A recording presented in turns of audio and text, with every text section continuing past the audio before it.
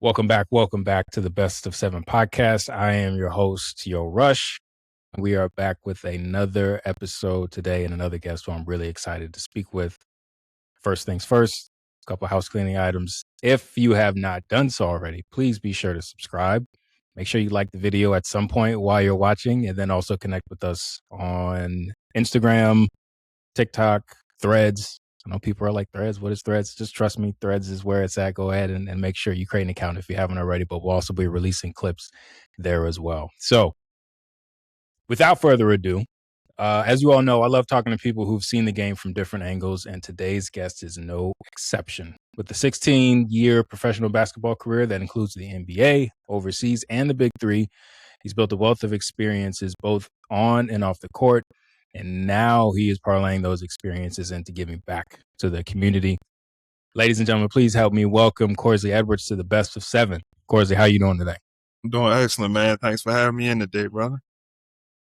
Good. Sorry, I like to keep it real here on Best of Seven. So we were having a little chat before we started recording, and then I was getting ready to hit record, and then everything just kind of went to hell. My internet just shut down. I don't know what happened. But I appreciate you for sticking with me.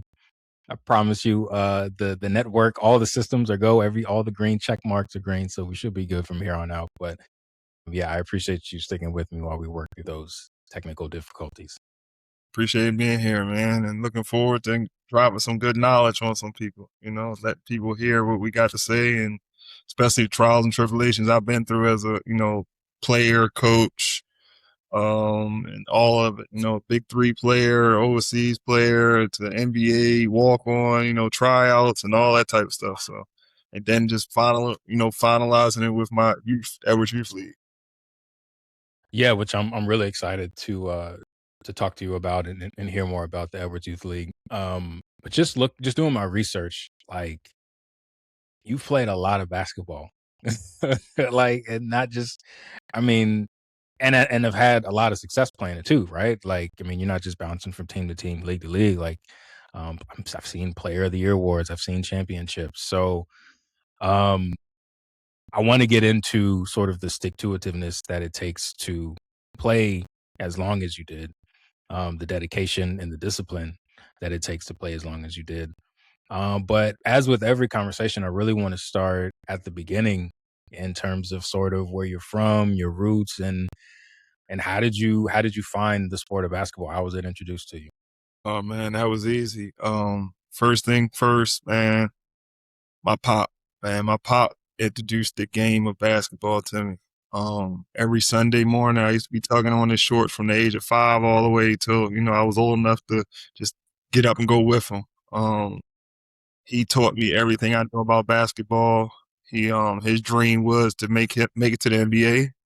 And even though it fell short, he became the first Black entrepreneur in the city of Baltimore. So that's where I grew up. That's where I'm from. I'm from Baltimore, Maryland. And, like, if you're from Baltimore and, you getting it really out the mud, doesn't matter what type of class or family you come from, doesn't matter if you're a city kid or a county kid. If you want it, you got it, you go get it. So the game of basketball was introduced to my father, and he broke it all the way down to me to just teach me through watching, Magic Johnson and Larry Birds and Michael Jordans, and, making it privileged for me to be able to go to see Michael Jordan play against the Bullets at the Baltimore Arena and stuff like that. So it's like, just don't watch him, watch everything, watch the whole game. And, and that's what kind of like got me really indulged into basketball. It was just the way he taught me how to be a visionary of the game of basketball. And you said he's the first Black entrepreneur in the city of Baltimore. What kind of, if you don't mind, and this is just from my own personal knowledge, like what kind of businesses did he? He was a paint distributor. So like before all of the big corporations came on, he was a Black paint distributor in the city of Baltimore, the first one. So, like we kind of like laid a foundation of a lot of different things. And as the Edwards family grows up, and my grandfather, all the way through watching the hard work and dedication, and my father, he played basketball and his father never got to see him play, but my father was a game of mine. So, like he changed the mode, he was showing me how to do things a different way. Now, was he a coach for you as well? Did he coach any of like your rec league teams or anything like that, or was he just sort of the Yeah, traditional yeah. parent in the stands? He actually coached my middle school team, and Okay. just the history of that, we got beat 103-3, and I hit the 3 points. Yeah, so yeah, he coached, but I think he was more of an individual coach. I don't think the rest of the five, Right. I don't think he was good at X's and O's for the five on the floor. Yeah. 103-3 is crazy at Yeah, any level. that's That's Baltimore. We have no mercy on anyone. no mercy, no white flag, no nothing. That's crazy. What was it like though? Because I played a number of sports growing up, but my main sport when I was a kid was soccer. Before I got into my teens, and that's when basketball sort of was it for me. But my dad coached me majority of the way through, and I always wonder how that dynamic is, coach's son, coach's kid, is for everybody else because I feel like the expectations are higher. You get it a little bit worse than everybody else, when the team is slacking. So what was that experience like for you playing for your pops? Man, he treated me like I was a regular kid on the street. Like he just met, Okay. he never showed any like favoritism. And he let me know straight up. It's like, if you playing like crap, you're going to sit down. Like, I don't, I'm not going to agree with nothing you do. If it's not appeasing to my eyes and my way I see basketball, then you're not going to play. And that was just, the mentality that he installed in me, which I do to my son as well. So, but Okay. now he's taking too kind of it. But Yeah, he'll adjust. So I know you said you watched a lot of your dad introduced you to the game of basketball, and you watched a lot with him, and he sort of taught you how to see excuse me, how to see the game instead of just watching the game. Were there any players that sort of stuck out to you early on that became like your favorite players for inspiration, who sort of motivated you, and you tried to implement or duplicate moves that you saw them do while you were playing? yeah, Michael Jordan. Michael Jordan was that. I used to watch Come Fly With Me probably 3-4 times. I popped the tape of Come Fly With Me when Yeah. Under Armour came out. When Under Armour came, not Under Armour, but Sports Illustrated came out with the Michael Jordan Come Fly With Me video. So I begged my mom, I need Come Fly With Me. I need Come Fly With Me. So she subscribed to Sports Illustrated, and I swear I watched Come Fly With Me probably like 3-4 times a day, breakfast, lunch, Mm, dinner. But it didn't stop there, because the mentality I learned from MJ, and then the work ethic that I seen was from Hakeem Olajuwon. My father was like, and Patrick Ewing and David Robinsons and those guys. And he was like, watch how they move. Watch how they, affect the game. Look how they do to get to their positions. Look how they move, and look how graceful they are. They don't look like they're struggling to get to those places. And he said, mimic that, learn that. And that's what pushed me to those edges, to where it put me where I got into. yeah. So what was it like for you? Because I know you're about 6'9", 6'10". I mean, did you sprout early, or did you sort of go through a couple of different? I was always a big kid. I was Oh yeah. always a kid. Yeah, even down to middle school, where they used to call me out of class to move the lunch tables. So I was always the big kid. Yeah. And so were you taught pretty just big man skills from the get go? Were you one of those that? Learned all of it. I learned Mike. Yeah. I wanted to be like MJ. Like, I think that I came through the era like Mike, that commercial. If I could be like Mike, like, I really took it to a heart, because I knew this when my father told me. He's like, you got to pay attention to the game. And I seen that he was the most dominant on the floor. And I was like, well, yeah, that's the way I'm going to turn out. I said, I'm going to have turnaround jump shots. I'm going to be able to dunk on you. I'm going to be able to outleap you. I'm going to, be relentless in trying to get to the ball. And if you stand in my way, I'm going to step on you. So that's how I Yeah. move. Yeah. So I kind of want to get now a little bit more into you as you progressing toward professional basketball, just in terms of your story. Like from being the 2001 2002 NEC Player of the Year. Um, hear your name, to being drafted into the NBA. Was there a particular moment sort of early on in your life, be it from high school to college to then the NBA, that changed what you believe was possible, right? And what I mean by that was there any point during your early days of playing where you were like, okay, this is I'm here now. This is where I'm at. Like I'm going to make a career out of basketball. Was there any particular point that you can identify that you sort of had that I've arrived moment? Just standing in the backyard and saying them 5-4-3-2-1s and finishing in 5-4-3-2-1s. That's when I knew, and I used to always tell myself as a kid, because I grew up by myself. I was the only child. And I used to always talk to myself, and I had my little friends, of course, of being the only child, or those who only children know. And I used to tell myself, I'm going to be the best at this. I'm going to make it to the Hall of Fame. I'm going to do this. I'm going to do that. And I used to always tell myself those affirmations as a kid. And it wasn't like a coming out moment, but like my pop was like, we was going our way over to DC. And we were playing with Steve Francis, and, at the time, he was one of the top players in the world. We had Jahadi White, the whole Georgetown, Allen Iverson, all these guys out playing. And we go over to Madonna Arena, and John Thompson came over to my mom and was like, I need him to go to Georgetown. And when that words and my mom and pop told me that John Thompson pushed up on my mom about me coming to Georgetown, that's when I realized, like, okay, I'm good enough to do this. So that's what kind of pushed me over that edge. Rest in peace, John Thompson, and of course. I just, like, that's what really pushed me over that edge of saying, hey, like, I can do this as a career. Plus, my father said, look, man, if you want to work 4 hours a day, I think you should get out there on the basketball floor. He said, you too lazy. You like to sleep.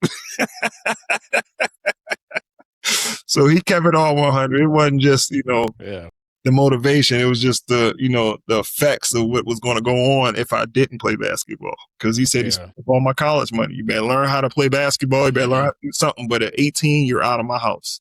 So that's what accelerated me to saying, hey, like, I'm going to make this a career, not knowing about overseas basketball. Right. Shout out to dads for always keeping it real. Sure. Yeah. And what was it like playing college ball for you? What was that experience? Obviously you did it at a high level to get player of the year. I think you were part of the school's first berth in the big dance, right? Sure. Yeah. So talk about that experience a little bit. Man, like my first year I redshirted. So my first year I was a partial qualifier. I had the grade point average, but I couldn't make the SAT score to get in the Central. So I became in as a partial qualifier. I practiced all year with the team, but didn't play in any games. And that's what helped me be able to adjust to college basketball. Because the guys that was on the team when I was redshirting, they were supposed to be at big universities or whatever may have you, and they weren't, and they was breaking it down and teaching me, and I'm playing against them. I was like, man, y'all ain't that good. Like, and, and no disrespect to what they were doing, but right. I could see through their hole. I could see their holes through, their cloth. You know what I mean? And I could see that, like, this is probably where their last step is going to be at, and I just dominated them. And I said, I'm going to make sure that I'm the best person on the floor every time I step on the floor. I don't care who I'm playing with or against. My coaches see me at Converse camp. I made the top 20 Converse team of all time. And my coach was like, you got something special with you. Like things that you can't see, are yourself. And my coach broke it down to me. It's like, hey, man, like you got a really large opportunity to do this game for a living. And I hadn't even scratched the surface yet of being who I've become. I was just a raw kid, left-handed kid, big body, soft touch, could jump out the gym, and that's all it was, But then I started reading and seeing things and seeing stuff that I would paid attention to as a kid growing up watching MJs and Elijah Wands and those types of guys and Patrick Ewings and just incorporate it into my game. And that's what took me to that level in college basketball to saying, hey, like, you're big, you're dominant. Why you don't take advantage of it? Plus, it was the Shaq era. Right. So dunk everything. Like, get Yeah. to the bucket, use your body, bump them back, and then dunk it. And that's what my mentality was. So that's how I carried it in college all the way through. My second year, we went to the finals of the Northeast Conference. We lost to Mount St. Mary's. I remember that was Coach Jim Philom's 800th win, NCAA win. So I knew that was, went somewhere. But those following years, my sophomore year, won the championship. Most dominant player, made all NEC conference teams, and rookie of the year the first year, and then the third year, that's when I tried to test the waters to go out into the NBA. My coach said I wasn't ready. My coach Howie Dickman, who still calls me today, that's my guy. And he was like, "You're not ready," because Wes Unseld had called him and talked to him about like all these things going behind closed doors that I didn't know about until after I got mature and they told me. Right. So, yeah, and then at college, my last year, I just said, I'm going to dominate this thing. And we had the longest win streak in the country with 19 wins going into the NCAA tournament against Pittsburgh in Pittsburgh. So, yeah, it was a little tough in the NCAA tournament, played Pittsburgh in Pittsburgh, and it was a number seed. So, yeah, but I gave them all they could handle. I still got clips, films of all of that stuff. I post it every once in a while, but yeah. One thing I'm curious about is when you wanted to test the waters to go to the league and you were told, it's not, you're not ready. As a player, how did you handle that feedback? Does it matter, obviously, who the feedback comes from, like people who you trust, who, you've built relationship with? Like, how did you react when you were told like you're not ready yet for the NBA? Was it a big setback for you, or was it just, did you just kind of take it in stride? I took that as a meal. Okay. Because my name was the big dog, and I Yeah. took it on and said, I'm going to show you. Don't tell me what I can't do or what I'm not capable of doing. Because if you put me there, I'm going to be blessing the situation. I don't care what type of time, energy. So it never set me back. It made me go even harder to say, hey, like, you guys can't do anything with me. Like, I want to prove my coach, my friends, family, anybody who doubted me, I want to make sure that I push through and show you, like, if you had doubted me, don't never bet on me. Don't never bet against me. So, Okay. Yeah, I like that. I mean, I've just always wondered because I mean, there's only so many spots, right? Like only so many guys get drafted. Then of course you've always got guys who get invited to camps if they're not drafted. But and we were shorted 2 years. That year, 2002, it was shorted 2 draft picks that year because the Minnesota Timberwolves got into. oh, that's right. So it was 48 guys. So That's right. 50, I forgot about that. Yeah, it was instead of 60, it was 58. Okay. Yeah. Dang, I forgot all about that. Yeah, and so I mean, there's only so many spots, and I mean, it's not like, I mean, if you're eligible for the draft, or if you're someone who is entertaining the draft, chances are you're top whatever percent of players in the country. So I've just always been curious how that affects your psyche when someone tells you, hey, you've got talent, you're obviously capable, but you're not there yet. How that affects guys' psyche and how they react. But it sounds like, you went about it the way that you should. It's just like, all right, well, let me show you. So Walk with it in stride. Like, yeah, always faced with something. That's one thing about a life. Like, you always gonna be faced with some type of dilemma or something. It depends on how you react to it. And my reaction was, this is not possible. This is not me. I can put on another layer or another mask of myself and say, hey, like, you gotta fight through this. You gotta go through yeah. it. Yeah. And one last thing on college: is there a particular game, performance, play moment that stands out to you in your career? One that you just find yourself thinking about periodically? Yeah. As I've gotten older and I can't jump the same way. Yeah, actually dunking on somebody, like catching off the back of the rim in college and jumping Yeah. over the whole team and then pulling the whole goal down. And no, one particular thing was when I broke the backboard in Hawaii in a game against University of Buffalo.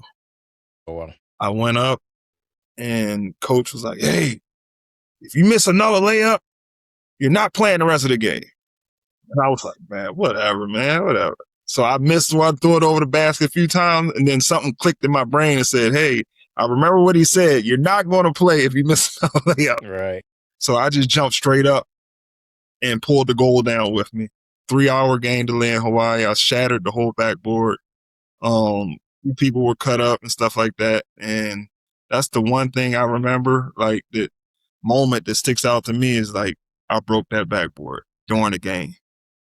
Pulled all of the structure down and glass. I feel like there's not too many people throughout the history of the game who have done that. So I feel like you're in rarefied air during a live game to just shatter one. That's pretty cool. Yeah. I hope there's a clip somewhere on the internet of that. I'm gonna get it and my pop working into almost one of these recorded. clips. No, so it's still on VHS. They don't have it on the internet. I've been trying to reach out to the University of Buffalo to see if they could send me if they had any VHS, but nobody uses VHS no more. So right. Yeah, so that was that problem. Then my pop, the video that I had, he started recording over it, so like you can see me break it, and then it cuts off. Like he was just showing all his friends, like, look at my son break the backboard. Oh man.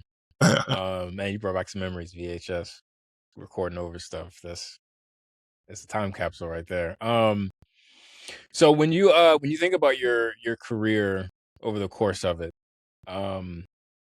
there's obviously when you're growing up as a kid, you've got, and your dad, what sounds like he was probably the biggest influence on you early on in your exposure to the game. You've got high school, college, NBA, G League, Big Three, overseas. Was there any coach? Was there a particular player, coach, who had the most impact on you in terms of just continuing to push you forward as a player throughout your career that stands out when you think about it? Yeah, I it's not one particular coach. I have multiple coaches, because they were all one staff. Howie Dickerman, which was the head coach at Central Connecticut State. Steve Peichel, who is the coach for Rutgers University right now. Steve Hain, which is also coach for Rutgers University. And rest in peace, my coach, Gordon Hamilton. That's who named me Big Dog. So, like, those guys is what shaped me to say, hey, like, you better go get it. You know, like, you have the ability to do it. Just don't let nothing stop you. Because they came and seen me in Chicago pre-draft camp. And I finished top 3 in Chicago pre-draft. Coming from Central Connecticut State against University of Maryland after they just won the national championship. All the Kansas guys, all of the Notre Dame guys, Ryan Humphreys and all such. And I dominated it. You know, and my coach came up to me and said, dang, Cors, if I'd have known, I can talk about it now. If I'd have known, you know, I'd have paid you a long time ago if that's like this. So, you know what I mean? Like that's what, you know, the coaches who really push forward with it. And Coach Patrick Sellers now, he's at Central Connecticut State now. So he was also one of the coaches as well. Okay.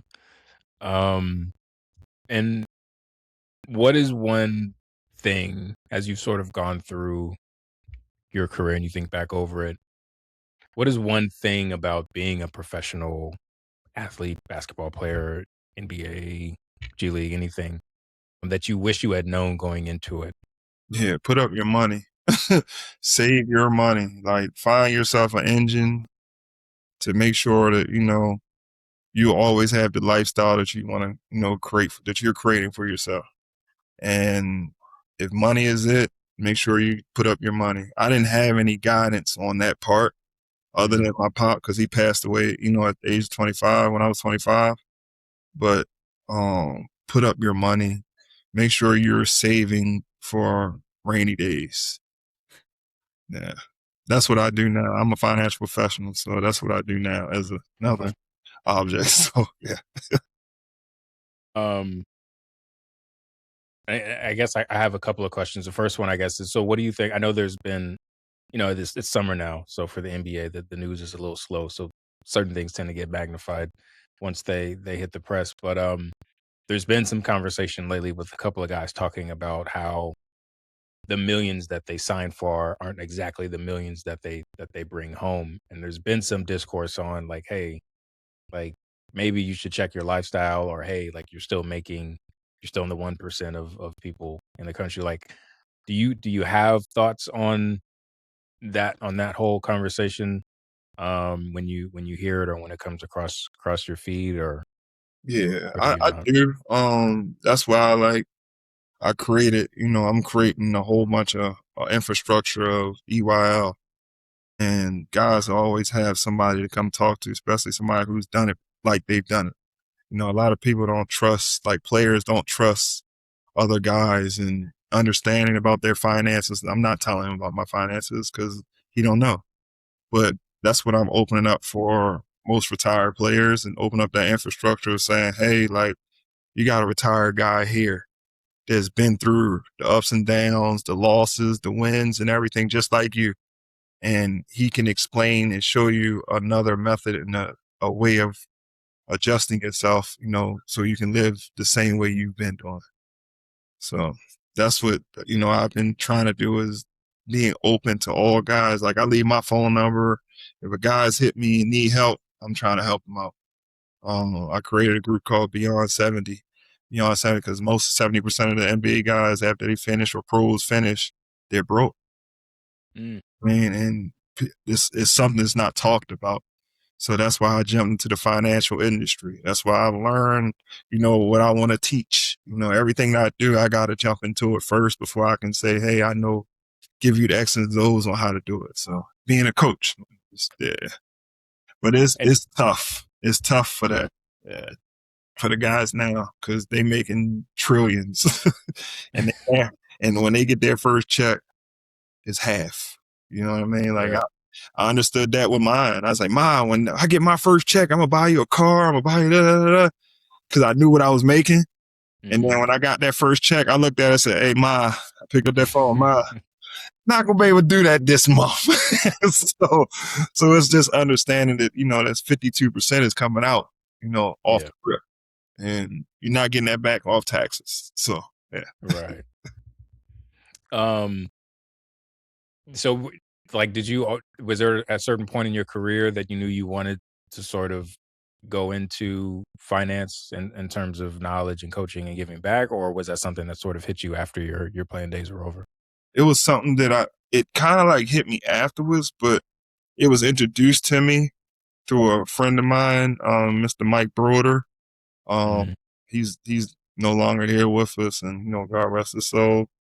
And he introduced me to a concept to be able to maintain my money, like as I was a player coming up, and I didn't know what it was. I was just a young player, anxious just to play basketball. I didn't know anything about the financial piece. Nobody told me, say, hey, put this up, do this, do that. Like, I didn't have that guidance.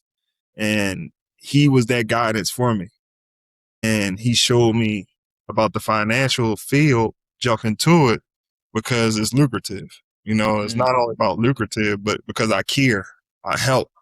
It's not about me gaining money off other people, because the other people not paying me, the company's paying me. So just being open and transparent with it, Michael Broder showed me to being a financial guy at the age of 21. And at the end of my career, I said, hey, I got all this money. What am I going to do with it? Like, and it just clicked and say, oh yeah, you've been through it with Michael. Michael showed you exactly what to do with your money, so you don't get taxed and you don't get any, fees. Make sure you keep the money and you can pay yourself for the rest of your life. That's how I really stayed into it. That's why I got back into it. that's good. I one more thing on just the NBA, because I'm always fascinated because I'm 5'11", I can jump, or used to be able to jump before I ruptured my Achilles, but I've never been any sort of serious prospect in any stretch of the imagination. So, the NBA for me was a dream, as I'm sure it is for most kids, as it was for yourself growing up, but not one that I was ever able to attain. So, when you are drafted, what was that moment like for you? And then when you actually put on the jersey, and then you actually, are playing in games in the NBA, what was that experience like for you? Um, as a kid coming out of college, and then just, as you progress through your career? Man, so the night I got drafted, it was a very emotional time. I had probably like 9 family members with me, and we all went to the draft because Sacramento had told me they was going to draft me. Mhm. And so I had my suit and everything. And as a kid, one of my favorite players was Charles Barkley. And when he called my name, when he said, "What about that Edwards kid?" That was like, no. But I had gotten so flustered and frustrated. I walked up and sat with my grandmother because she couldn't come down to the floor. Mm, And when they called my name, my family, my cousin, he ran and tackled me, messed my suit all up. I said, I can't yeah. walk across the stage with But that day was, when Charles Barkley called my name, because I can tell you a story about Charles Barkley because my father took me to training camp in '84 to watch Mm, Charles Barkley for the Sixers at Delaware State. So I remember watching Charles Barkley dunk on somebody. I was like, this guy is nasty. That's why I wore number 34. So Barkley was the reason why I wore 34. But that was one of the most up and down days ever.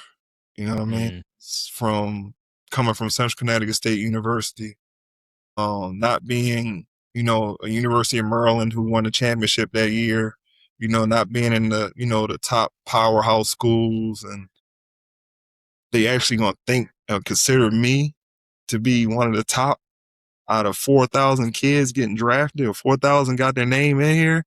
It's only 58 spots, and I'm gonna be one of them. Like, it's no other feeling than that. Like, I hope I can, if people are trying to do it and obtain it, I hope you can feel what I'm saying. Like, cause it's nothing like getting your name called and everybody in the world knowing and hearing your name called. It feels like a whole echo over the whole entire world of basketball that your name is called and now everybody hears your name ringing. So mm. yeah, it's beautiful. Yeah, that's dope, man. I love that. And one thing that one sort of through line that's been consistent through a lot of the conversations I've had, especially with former NBA players, is just the reality of the business of the NBA sort of catching them off guard, and how much it impacts the game itself, right? In terms of whether it's business or politics, locker rooms, things like that. When you were sort of introduced to the reality of just how how much of an impact the business of the game of the league has on the game in the day to day, did it alter your relationship with the game of basketball for you? Like, did it change how you felt about it? Did it change how you saw it? Or, just like everything else, did you take it in stride? Took it in stride because I said the only thing I can control is myself.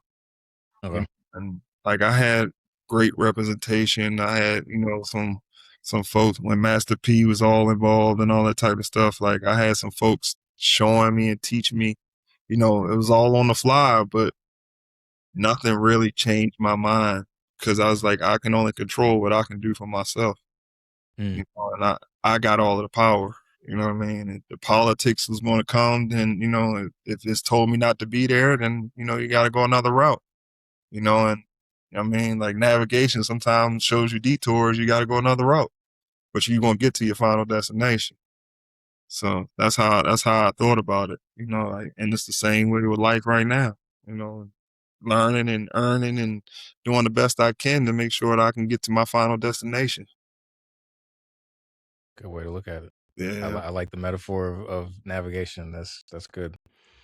Um, just like with college, I never thought that I do asides every now and then during my interviews. I never thought that I'd be talking to former like NBA basketball players or professional basketball players. So I'm still very much fanboying out when I go through these conversations and these interviews.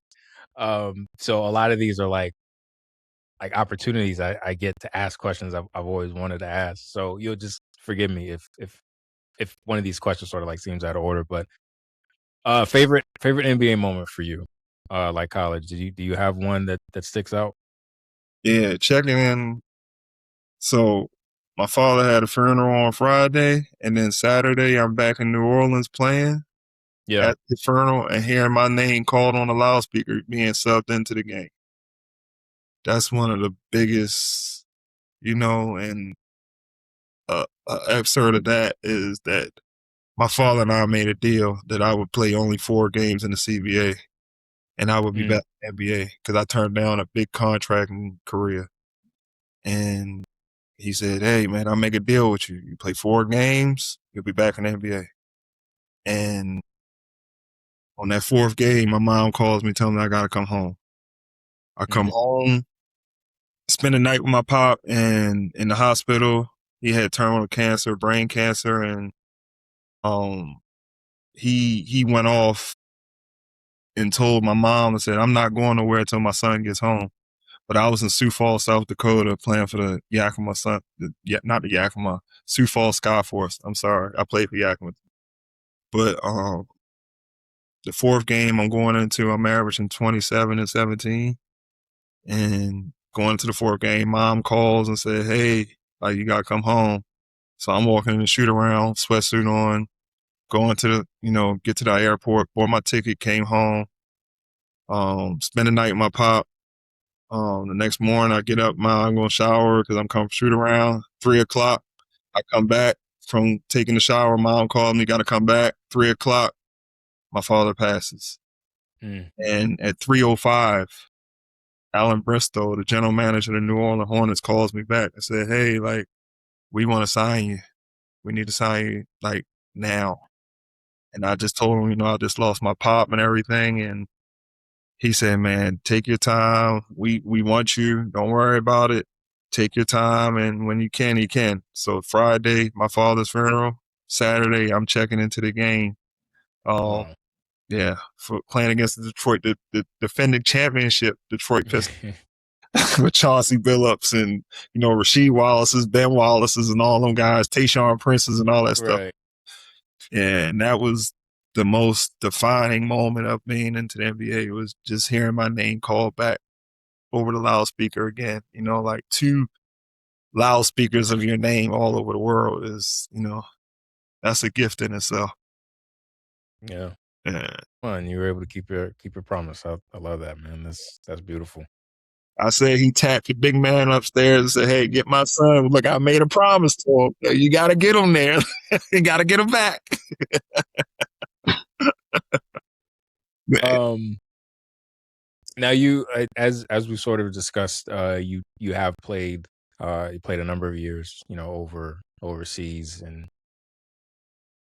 I guess one of the things I've always wondered, having only just been overseas for the first time in my life, like a couple months ago, I was able to go to Can Lions, and just sort of experiencing culture out there was amazing. Other than just everything's a lot smaller, like bathrooms and showers and flats and stuff like that. But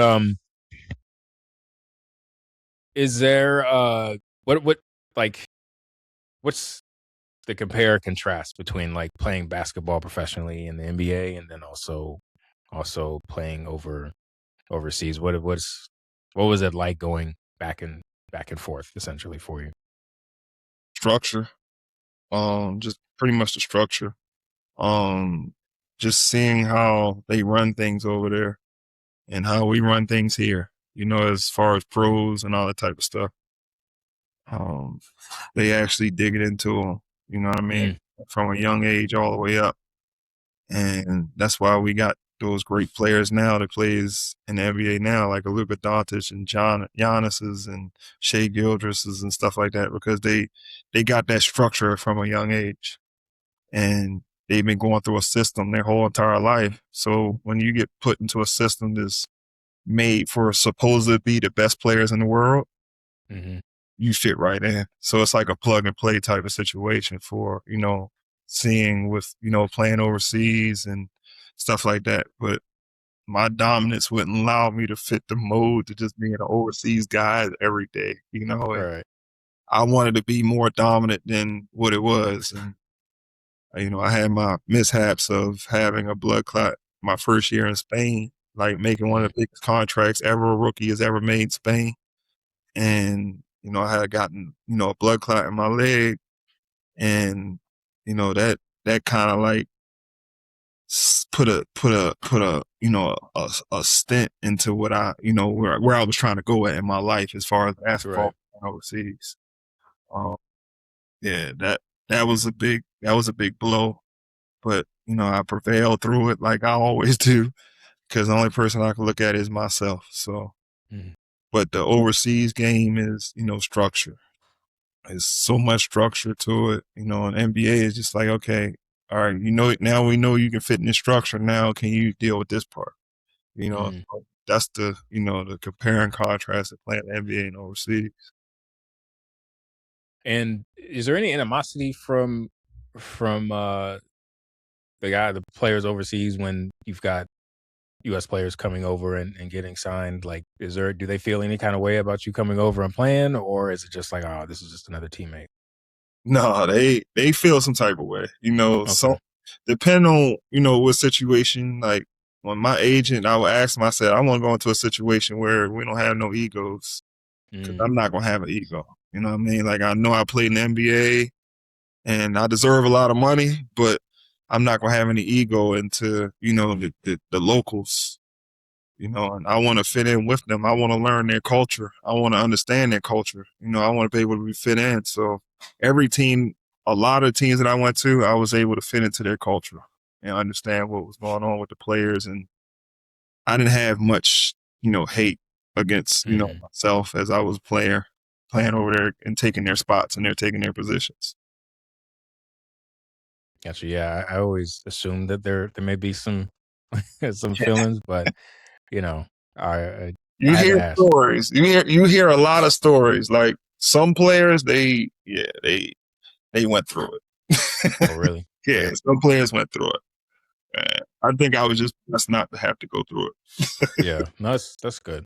Because I mean, it's tough enough, like acclimating yourself to potentially like brand new environments and cultural shock, uh, trying to fit a system as a player, and then you got to worry about teammates not even vibing with the fact that you're on the squad. So, um, yeah, I think it's Just definitely a play so blessing that good. it's So for the history of people who going to listen to this, just play so good so we don't have to worry about it.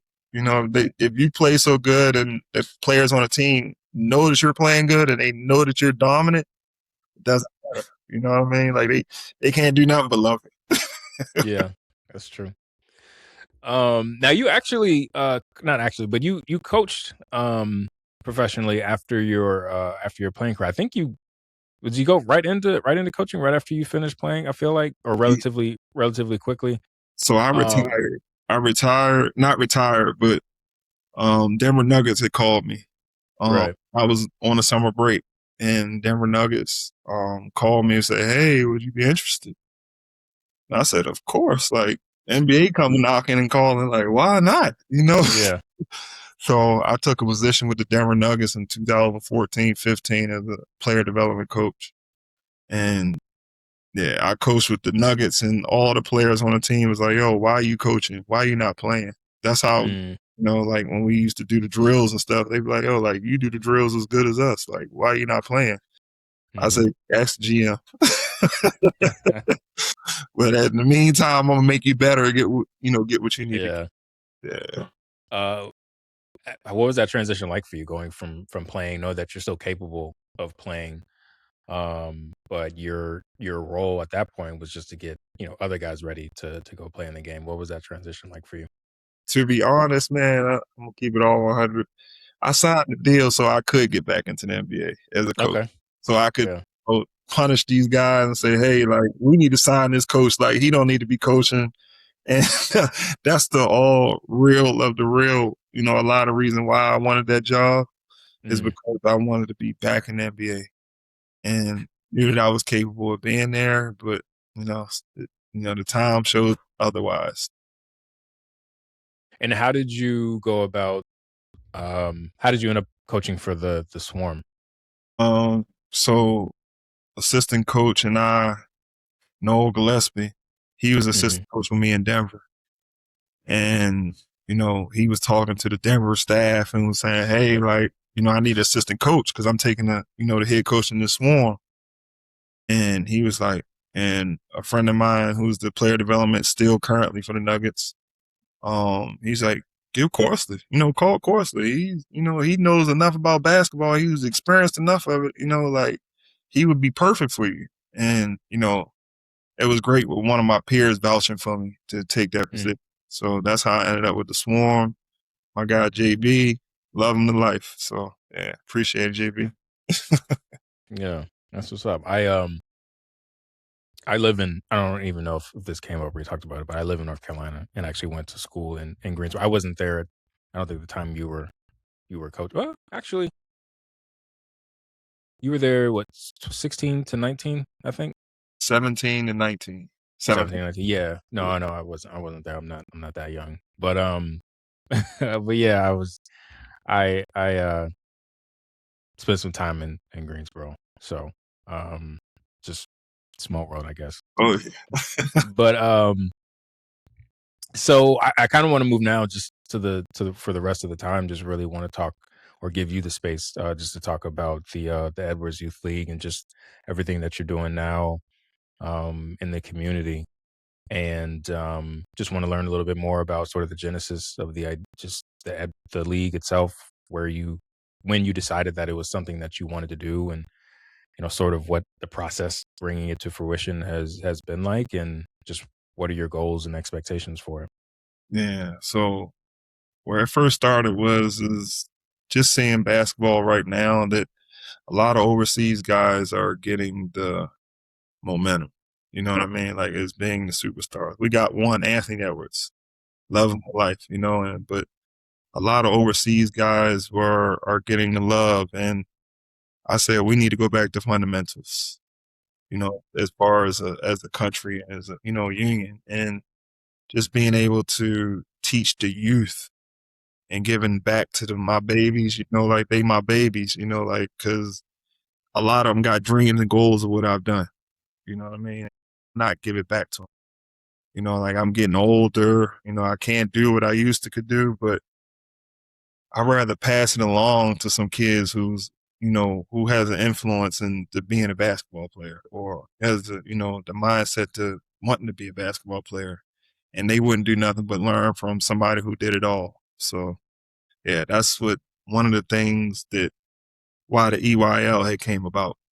Um, I wanted to make sure that, families are taught proper, nutrition and financial situations. So it's not just going to be for the kids, it's going to be for the families who sign their kids up as well. So we're going to have programs set aside for the kids and the parents at the same time. So they'll have something to bond over because now the NIL space is included.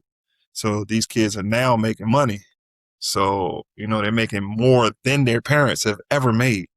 So why not teach them how at a young age, if we're doing fundamentals, teach the financial piece, teaching basketball piece, and it can create a whole human being, a whole complete human being.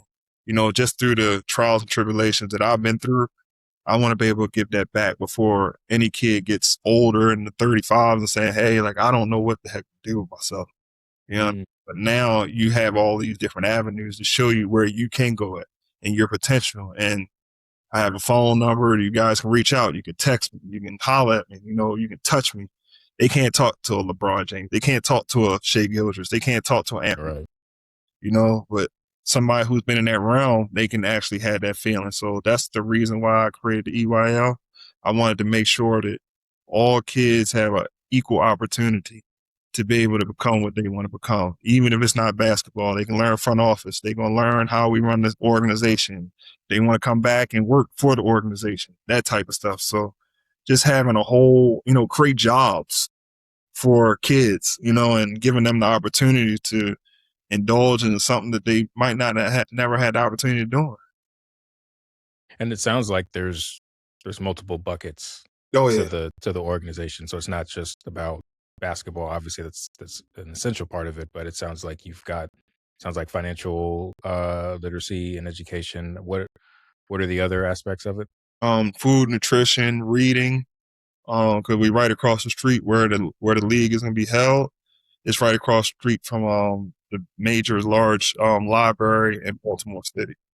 So yeah, Carmelo Anthony, they did, they put his whole life, his whole house on front of the library, and they had a whole Carmelo Anthony exhibit. So it's right across the street from there. We're gonna take field trips because it's a 5-week league. So I want to make sure kids are getting proper nutrition. We're going to have chefs coming in cooking.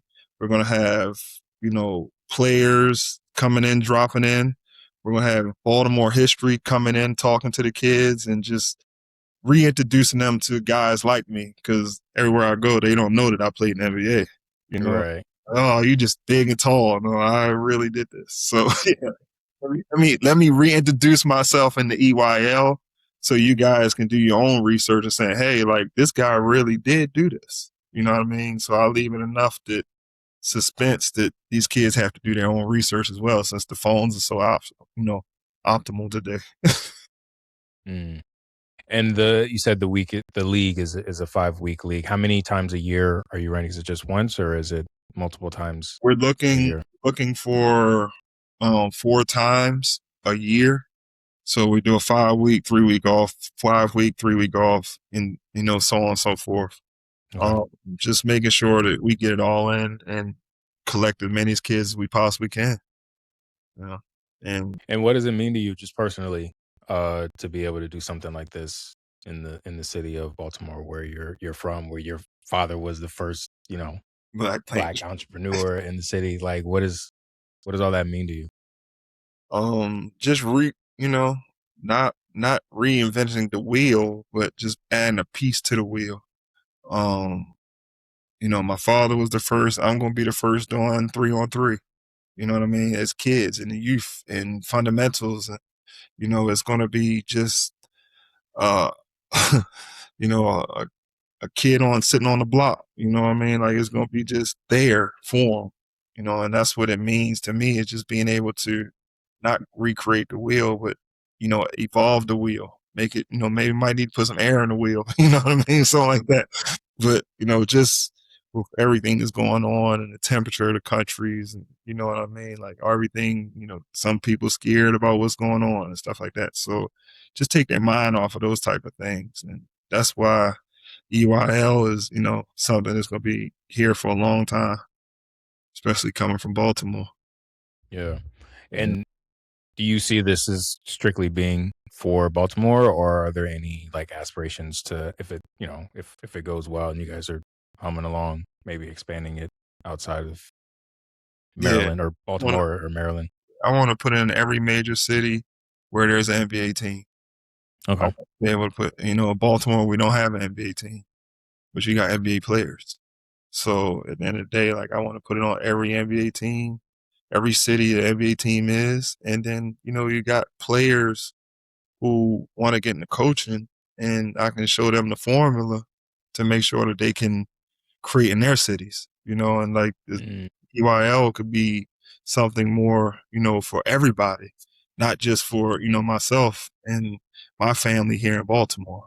I want to put it and spread the love for everybody. Like I said in the beginning, I want to help, and, I've been guard for a long time, and Baltimore always get the bad rep, and mm, now I'm here. Now I can give back to Baltimore. I'm not out the country. I'm not playing, people watch me on TV and then, they see me for a week and then I'm out of town again. You know what I mean? But now yeah. I'm here and I can be touched. I can be talked to. I can be asked questions and make all your dreams come to fruition. You know what I mean? Like, especially if it's the basketball world and financial and health and reading, like we got a bad rap for reading too, being from Baltimore too, but yeah. And when does the league kick off officially? August 18th.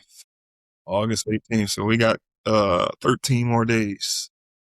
got 13 more days, and kids are signing up. Got a few TV stations I got to talk to and get these, news articles written out and stuff like that. So we just getting it out, and just through friends and faith, what happens, who shows up, and because they're going to tell somebody, and they're going to tell somebody, and then they're going to tell somebody and say, oh man, y'all got to get to this EYL.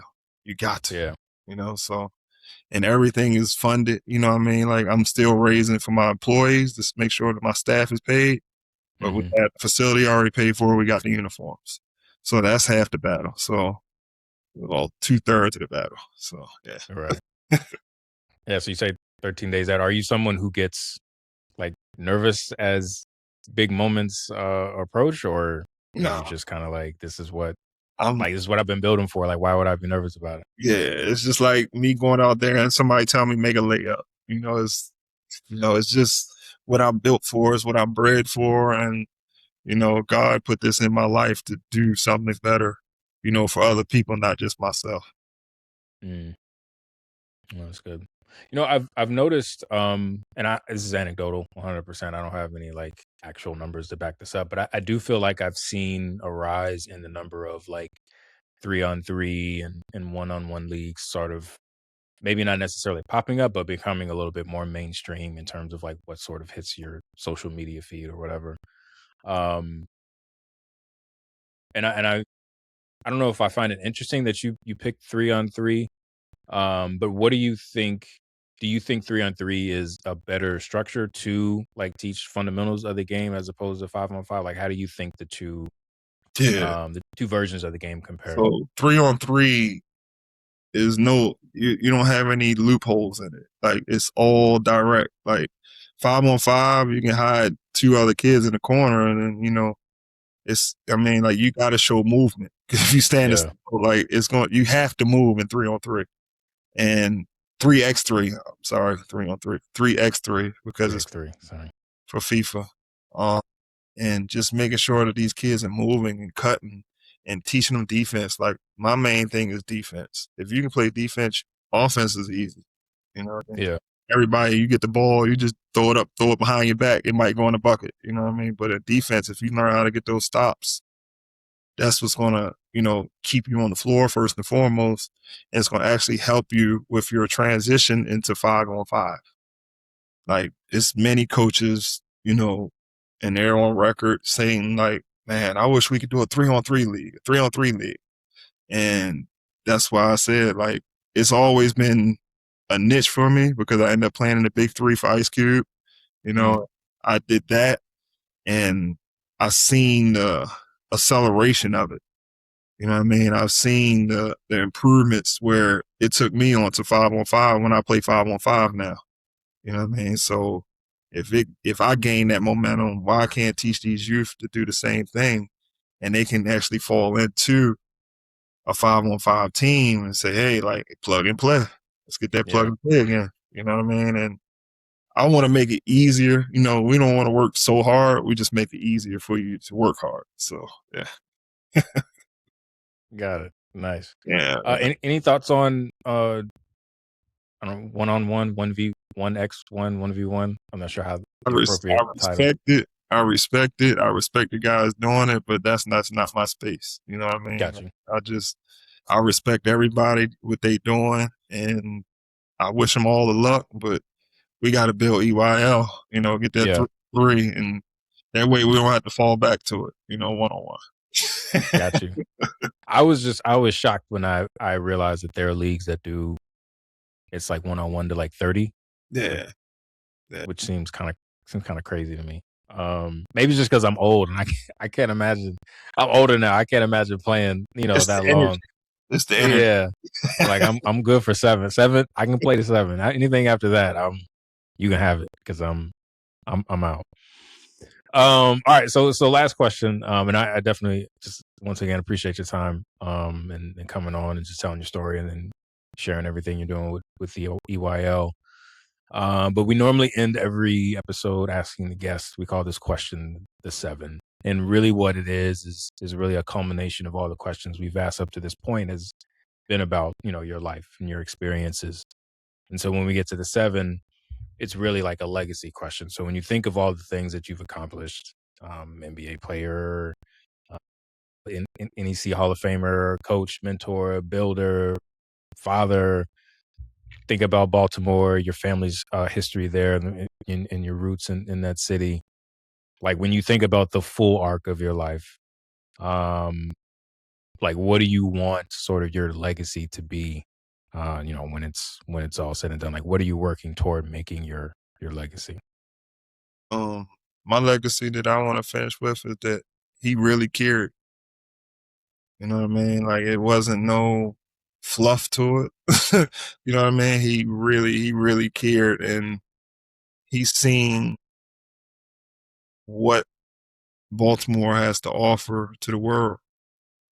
And as being a product from Baltimore and being a person from Baltimore, being able to give back, that he really genuinely cared, because a lot of people don't care anymore. They just do it for either the dollars or, whatever it is. No disrespect to what they do, but me, like, if you do it the right way, the money won't flow. You know what I mean? And that's just that I care.